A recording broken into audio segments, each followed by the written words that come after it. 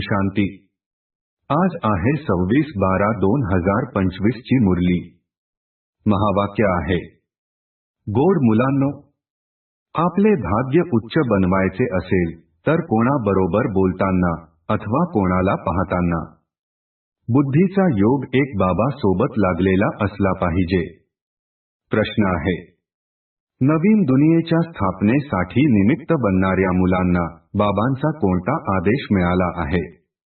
उत्तर आहे, मुलांनो, तुमच्या या जुन्या दुनियेसोबत कोणताही संबंध नाही। आपला बुद्धियोग या जुन्या दुनियेसोबत लावू नका। स्वतःला तपासा की मी श्रीमताच्या विरुद्ध कर्म तर करत नाही। ईश्वरीय सेवेकरिता निमित्त बनतो। धारणेसाठी मुख्य सारांश आहे, 1. आपल्या उन्नतीसाठी ईश्वरीय सेवेमध्ये तत्पर राहायचे आहे। जी काही ज्ञान रत्ने मिळतात ती धारण करून इतरांना करवायची आहे। 2. स्वतःला तपासायचे आहे की माझ्यामध्ये कोणते आसुरी गुण तर नाही। मी त्रस्ती अर्थात विश्वस्त बनून राहतो। कधी मतभेदामध्ये तर येत नाही। बुद्धीची तार एकाग्र आहे।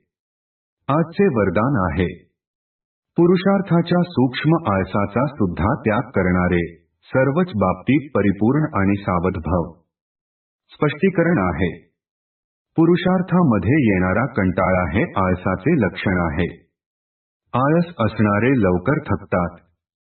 ऊंग असणारे थकत नाहीत। जे पुरुषार्थामध्ये कंटाळतात त्यांनाच आळस येतो।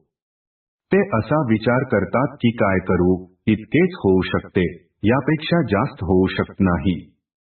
माझ्यामध्ये हिम्मत नाही, पुरुषार्थ तर करतच आहोत, चालत तर आहोत।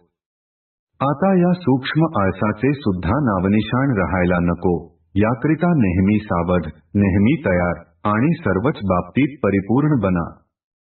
स्लोगन आहे, वेळेच्या महत्वाला समोर ठेवून सर्व प्राप्तींचे खाते भरपूर करा। ओम शांती।